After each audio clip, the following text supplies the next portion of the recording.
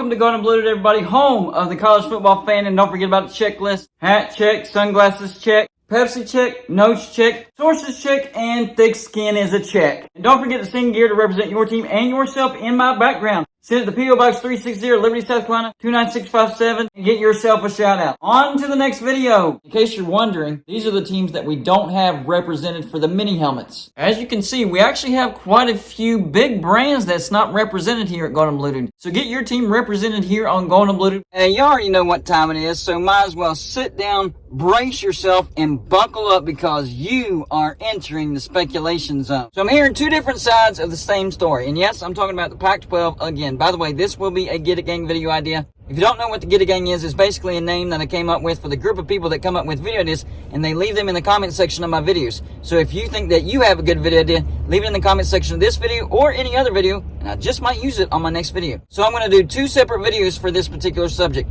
The first video, I'm going to talk about the bad side of things, possibly the worst case scenario for the Pac-12. First Get It Gang video idea comes from T-Duck. He says, four corner PNW, that's the Pacific Northwest, the ACC, four corners to Big 12, Stanford and Cal to the Big 10. Done. Yes, if that happened, the Pac-12 would be done and over with.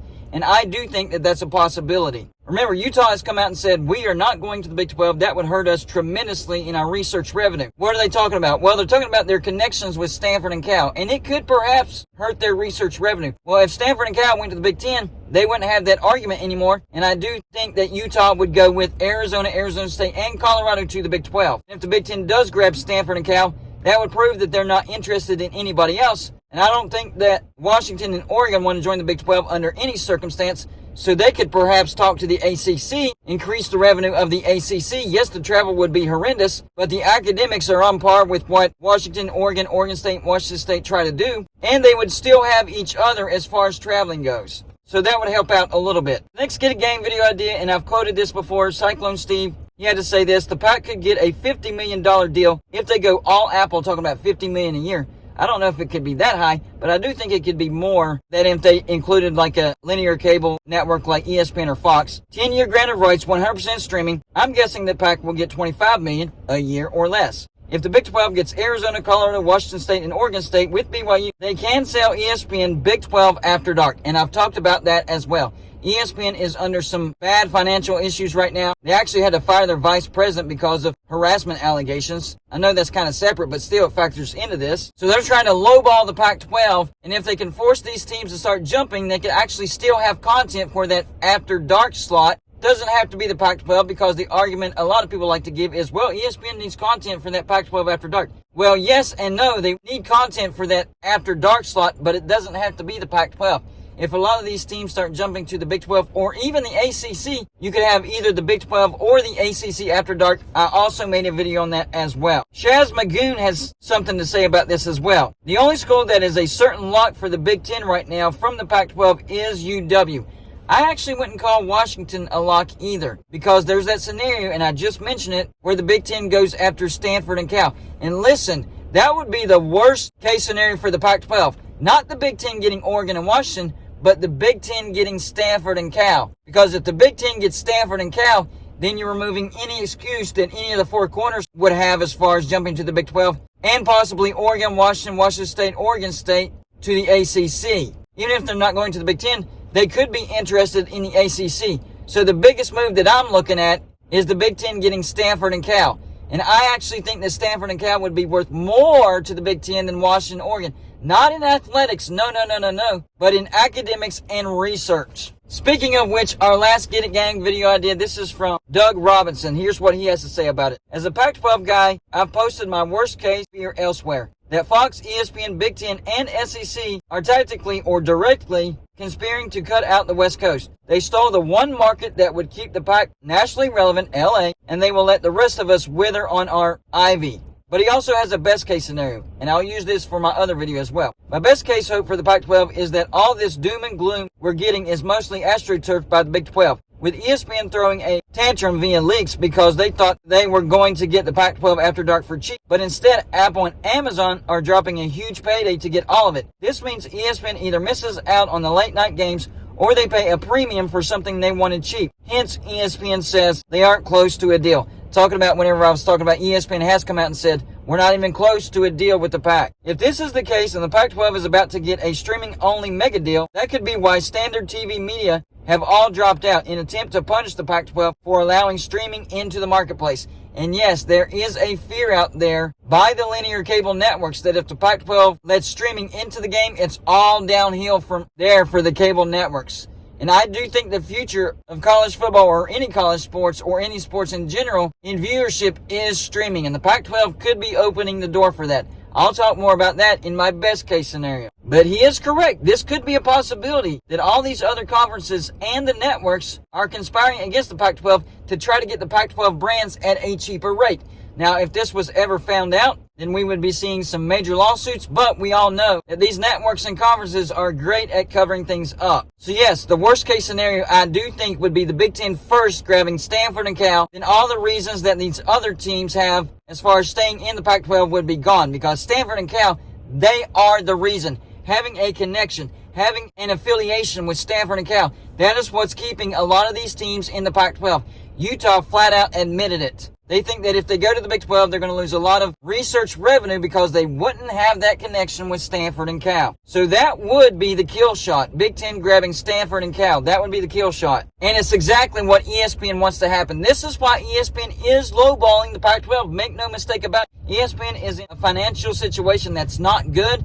They want to get these Pac-12 brands as cheap as possible because they still do need that after dark content. They just don't want to pay for it. So if they can kind of force these teams to jump to the Big 12 or the ACC, well, they already have deals with the ACC and the Big 12. They might have to pay a little bit extra with the renegotiated TV deal because you're adding brands, but they wouldn't be shelling out as much money if they were an actual partner with the Pac-12. So ESPN definitely wants this to happen. I'm also hearing conflicting stories about Fox. Dennis Dodd has reported this. Multiple sources continue to tell CBS Sports and Fox is not involved in the Pac-12 at this time, but I'm hearing from other sources that Fox is actually interested.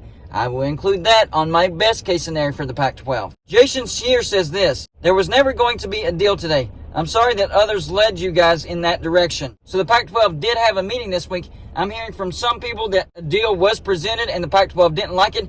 I'm hearing from other people that a deal was presented and the Pac-12 did like it. And then, of course, I'm hearing from other people that a deal wasn't even presented. So I don't know what actually happened in that meeting. Brett McMurphy stated this: Fox is not involved and hasn't been for some time in negotiations for Pac-12's media right deal. Sources told Action Network HQ. Says Fox and the Pac-12 haven't had conversations regarding Pac-12's media right deal for several months, source said. Jason Scheer said this: Pac-12 presidents have 100% been presented with the numbers. So in that one he says they have been presented, and they aren't close to good enough. Says linear cable games a problem with Apple being the primary buyer. And that's the one thing that I'm hearing that's consistent. Apple, the primary buyer. And according to Jason Scheer, that's a problem for ESPN and or Fox if they want to get games. So it might be because of Apple that the Pac-12 might have to go 100% streaming. Or it might be because ESPN is having financial issues. Either way, they might be looking at a deal that's 100% streaming. There's actually one more Get It Gang video idea comment that I forgot to mention, and I have to mention it. And it's from El Carlos Cemento. He says,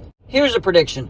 Washington, Utah, Stanford, and Cal to the Big Ten. Academics and research dollars count, and universities tend to establish institutional connections along the lines of conference alignment. For every athletic dollar, there is around 10 academic research dollars. These four universities carry a lot of weight academically and in research dollars. Listen to this part. Oregon is out because they play in a small market, are not ranked high academically, and attracts minimal research dollars compared to the aforementioned universities. If you look at the situation holistically, the Big Ten has to evaluate this not only from an athletic dollar, but from an academic prestige and research perspective, and they will take Washington, Utah, Stanford, and Cal. So once again, this comment is including Stanford and Cal, but he also adds Washington and Utah and states Oregon is out.